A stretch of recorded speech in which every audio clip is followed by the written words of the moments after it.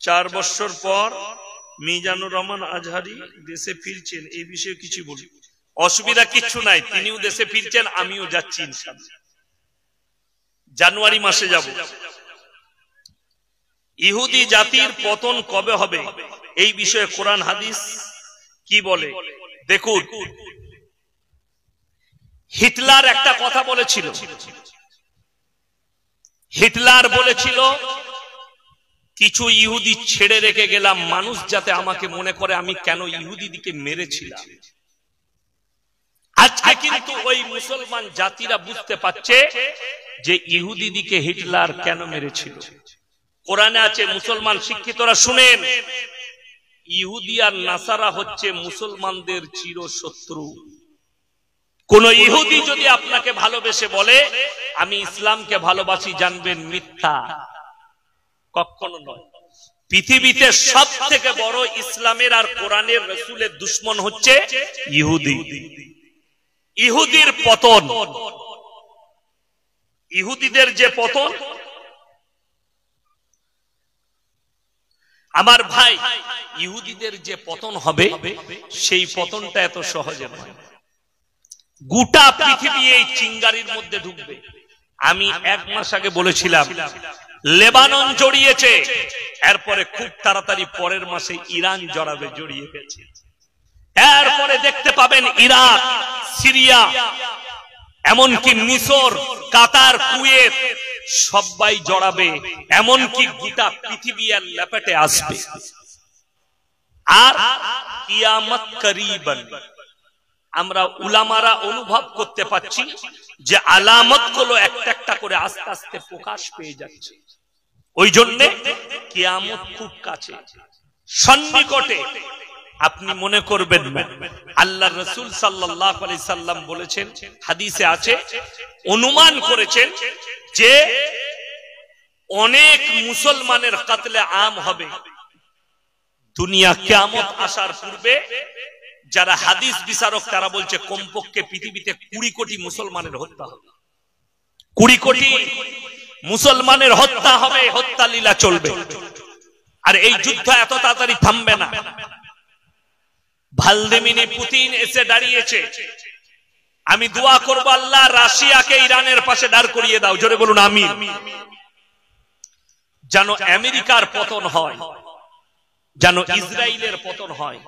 আমাদের উলামাদের মতে আল্লাহ রাসূল সাল্লাল্লাহু আলাইহি সাল্লাম বলেছেন কিয়ামতটা, শুনে রেখে দেন, আপনি মনে করেন না কিয়ামতটা দমকলের মাঠে হবে, বহরমপুরের মাঠে হবে।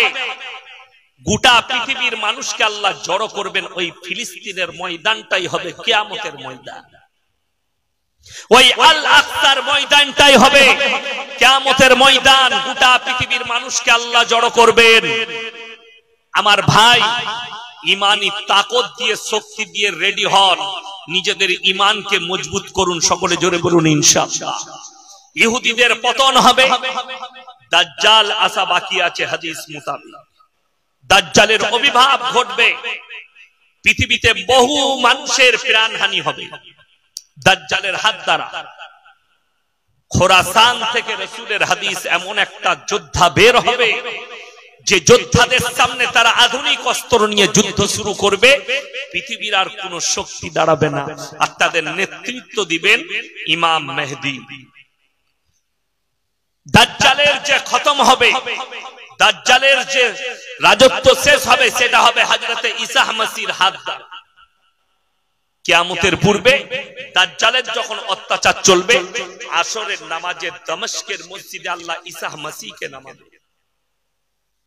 এই দলটাই হবে ঈসা মসিহর দল, যোদ্ধা। আর দাজ্জালের খতম হবে, কিয়ামতের আলামত গুলো বড় বড় গুলো প্রকাশ পাবে।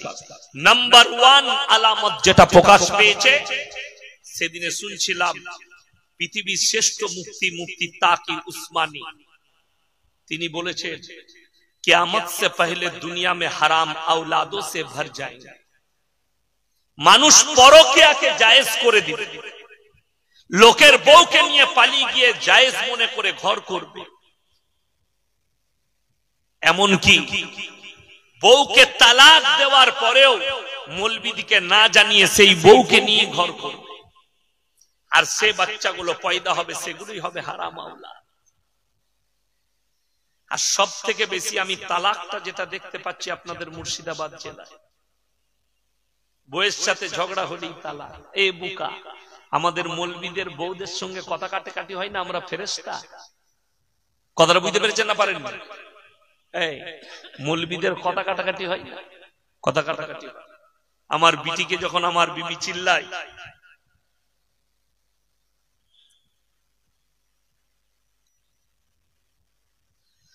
কিছু যখন আমার বিটিকে চিল্লায়, আমি তখন আমার বিবিকে চিল্লাই, এই কিছু বলবে না, বিটিকে ভালোবাসি, ছোট বিটিকে, কথা কাটাকাটি হয়, কিন্তু ম্যানেজ করতে হয়। আর আমাদের সাধারণ যুবকরা মনে করে তালাক দেওয়াটা খুব ভালো, যে তালাক দেওয়ার পরে ইন্দুর মারা বিষ খুঁজে বেড়াচ্ছে, মৌলবি খোঁজ মালটাকে কি করে ঘুরিয়ে লিয়া যায়, হারামখোর। তালাক যদি সহজ হতো, তালাক হালাল হলে আমরা মৌলবিরা দিতাম না। আমাদের বউরা